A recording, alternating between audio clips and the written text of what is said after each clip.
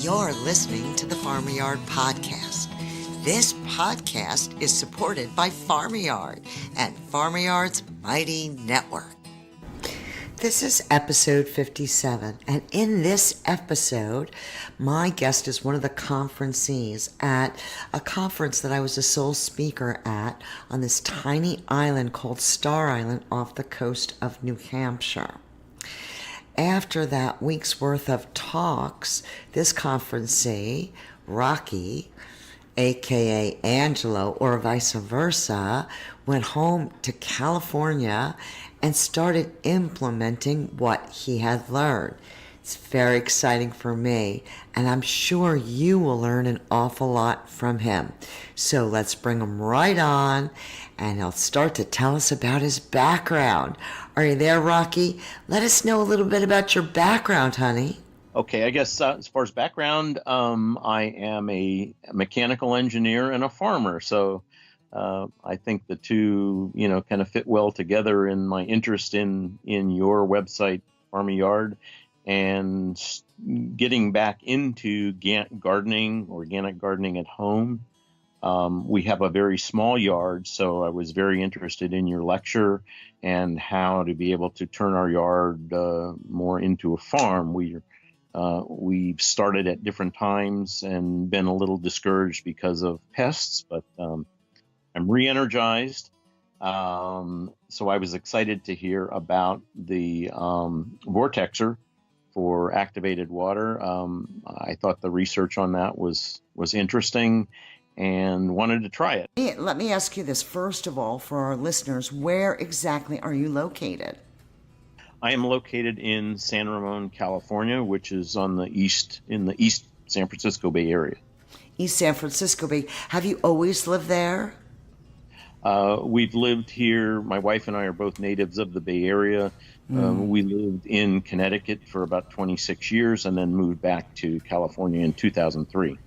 Very interesting. And as a profession, you were a mechanical engineer, not a farmer. Yeah. Not a farmer. Not a farmer. So when you went back in 2003, is that when you started to pick up the farming bug, so to speak?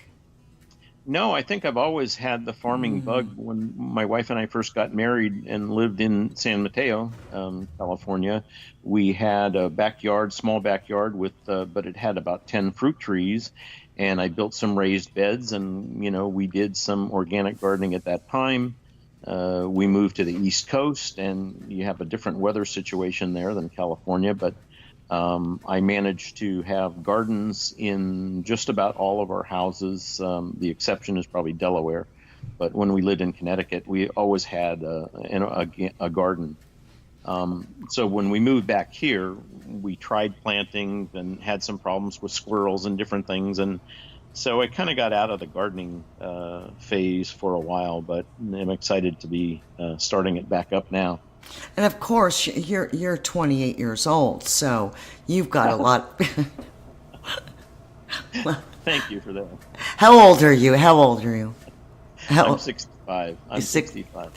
I'm 63, and sometimes when I look at kiddos, in their early 20s, and I could outweed a bed, and they say, this is really hard work. I say, I don't understand that. But, with the body, if you don't use it, it starts to not work anymore. Yes. Oh, gardening is great exercise. I love it, yeah. Isn't it wonderful? So what are some of your most favorite things to grow?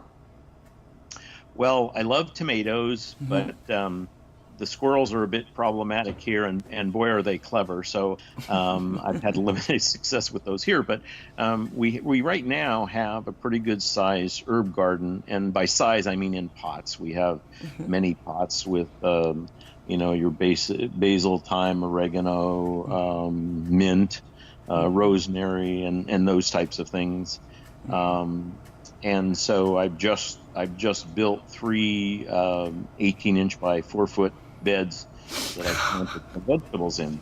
So I'm excited to get those up and going. They're all planted. I've got stuff coming up already. So. Do you now already? I do. Well, I put some plants in, and I planted about half seed and half plants. And Hmm. radishes, boy, they came up in like 3 or 4 days. So Yeah. the radish coming up, and waiting for some lettuce and carrots and beets and leeks all to come up right now. Well, I can tell you a seed that you really should look into. It's out of Canada, and the company's name is Mums, Mums. And the seeds that I recommend highly are dwarfed gray pea shoot seeds. Those seeds, oh dear Lord, 10 days from seed to belly. Wow. You Huh, know, 10 days. yeah, 10 days complete. You know, now you're cutting them when they're 3 inches tall, 2.5 inches, 3 inches tall. So, I mean, but you have the complete flavor as if you had a mouthful of peas, right? Wow. And you don't need a trellis. You don't have to open them. I mean, it's really easy peasy pea Wow. shoots. And then you could cut them with a scissor, into anything really. You don't want them to get too long because then they'll get stringy. They're going to start to produce that vine, you know, up their backbone so that they could travel everywhere they darn well please. Now, it's interesting. So you're a mechanical engineer. Do you think that had anything to do with your interest in activated water? Well, I think I don't know. Although being an engineer and scientist of sorts, yes, I was very interested in it. I think it more has to do with being an organic farmer, and things. And you talked about soil and the importance of good soil, and so I wanted to do some things that would help, because I realized that is why I was having some of the difficulty in the planters, in the containers, in success in growing. Things would grow very slowly and not very well at all. And so the information on soils and anything you can do to help that. So not only have I made a vortexer, I'm also brewing compost tea. I got a worm farm going. I, so I'm excited. I've gone overboard on. Well, this seems like a good place to pause, so let's stop for a minute to hear a word from our sponsor. Hi, this is Linda Borghi from Farmyard, and you, my friends, are just one seed away. Farmyard is a mighty movement, and in order to connect the dots, we needed to create a mighty network, and we did just that. And this is an invitation to come on in and check it out. You get the first week free, and after that, it's $9.99 a month. 2 cups of fancy coffees at Starbucks, and you're good to go. And what are you going to get in return? Oh my goodness, a ton of information on how to grow healthy people. All categories, from growing soil to organ energy. So come on in and check it out, seed.farmyard.com, and I will put it in the show notes. Well, we're back with Rocky from California, and he's going to let us know how this activated water has helped him in his farming endeavor, and he's going to let us know how to build a vortex brewer. So, Rocky, was it hard to build your brewer? No, it wasn't. It wasn't hard at all. Being an engineer, I took some educated guesses at flow rates and things like that, and figured out the valving pretty easily. I did watch some online videos on vortexers and kind of got an idea of what they needed to do, and then went down to my local Home Depot and bought the parts I needed, and things just kind of fell together. I lucked out on some stuff and got it right, but overall it works amazingly well. So yeah. So you therefore would really recommend others to build one as well.